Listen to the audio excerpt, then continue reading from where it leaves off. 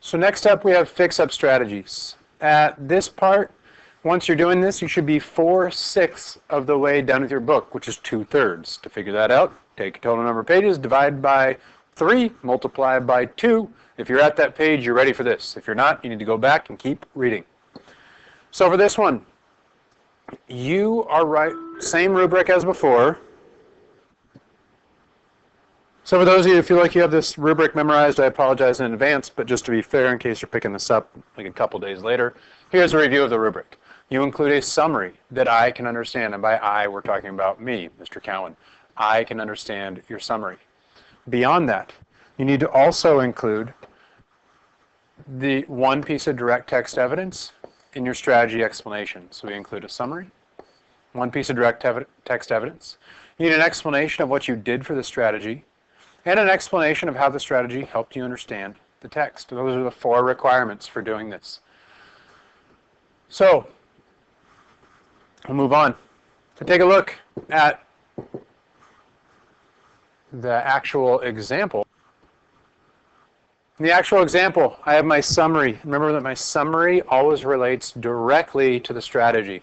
It's not a summary of the whole book so far. It's a summary of the information in the text that relates to what I'm going to do for the strategy. In this case, fix-up strategies.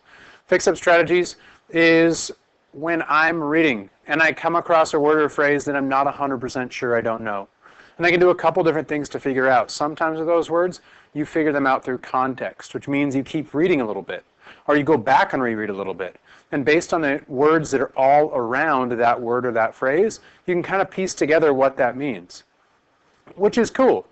However, a lot of times, you need to do a little bit more. What that means is you need to go and actually make sure you're 100% sure what that word means. For example, in the short story Max at Sea by Dave Eggers, Max, an elementary school age kid, is at home during the evening. Max is wearing a wolf suit and going around getting into trouble. He already seems frustrated with the situation, as his sister's friends had buried him in the snow fort earlier that day, and he just got done talking to his mom's boyfriend, who he doesn't like at all. At a certain point, Max, I'm going on to the other section right here, jumps up on the counter and asks his mom what is for dinner.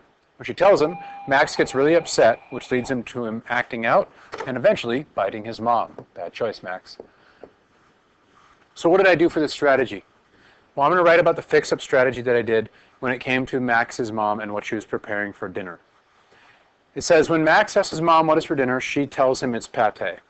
So at this point when I read this in the story, I could probably guess that Max didn't like what was for dinner, based on the fact that he ended up biting his mom over it. However, if I only got clues from context, that doesn't lead me to a full understanding of the text. Because if I just know that Max bit his mom because he doesn't like what's for dinner, well, I don't know if Max is justified in that. Like most times, like if your mom makes macaroni and cheese and you don't love macaroni and cheese, it's probably not cool to bite your mom over that. Like 9 times out of 10, biting mom, not a good idea. So what I want to do is go look up pate and figure out what is that really? Like what is pate? And have that help me understand the text a little bit more. So here's what I wrote. Starting with right here, Max's opinion. Max's opinion on pate is that it is an unfortunate food, which, okay, cool. Lots of kids don't like food. So I have this context clue that Max doesn't like pate, but beyond that, do I really understand what's going on in the story? So I wasn't sure what pate is, so I went and asked Mr. Cowan. Whoa, it's so meta. He told me it's a mixture of ground up bird liver mixed with olives, herbs, and maybe some other stuff.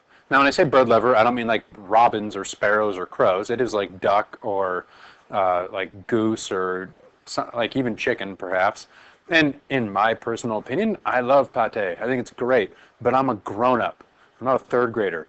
I wouldn't have liked this when I was a third grader either. So let's go on and figure out, like, how did knowing that really help me understand the text better? So I'll read the definition again right here. So he told me it's a mixture of ground up bird liver mixed with olives, herbs, and maybe some other stuff. Nothing that would make it not bird liver, though. Also, it's usually pretty expensive. So knowing this information, how does this lead me to a better understanding of the text? Well, before, I knew that Max didn't like it. But knowing this reveals another layer of what's going on in the text. Now I understand it in a deeper way. Here's why. Knowing this helped me better understand the text because now I know why Max acted the way he did. After the day he had just gone through, serving a little kid bird liver for dinner, and not even because it's cheap or something like that, seems like a total jerk move on Max's mom's part. So I'm not saying it was okay for him to bite his mom over it. I'm just saying I understand why he might have been inclined to do that. So before, I viewed Max as being a total brat, being a little whiner, like, dude, just eat your peas, don't bite your mom about it. But now, knowing that like his mom spent extra money, pate is not cheap, on some stuff that pretty much you can guarantee he's going to hate, that's not nice. That's like a really not nice thing to do. I would not sit my daughter down at the table and offer her nothing but liver for dinner. Like when liver is really expensive and I could spend way less money and get her something healthy, nutritious that she likes. So it was a jerk move on his mom's part. I now understand Max's motivations a little bit more. I now understand him more as a character. So context clues are okay, but really going and looking up definitions can totally deepen your understanding of a story and actually lead you to really understanding what's going on.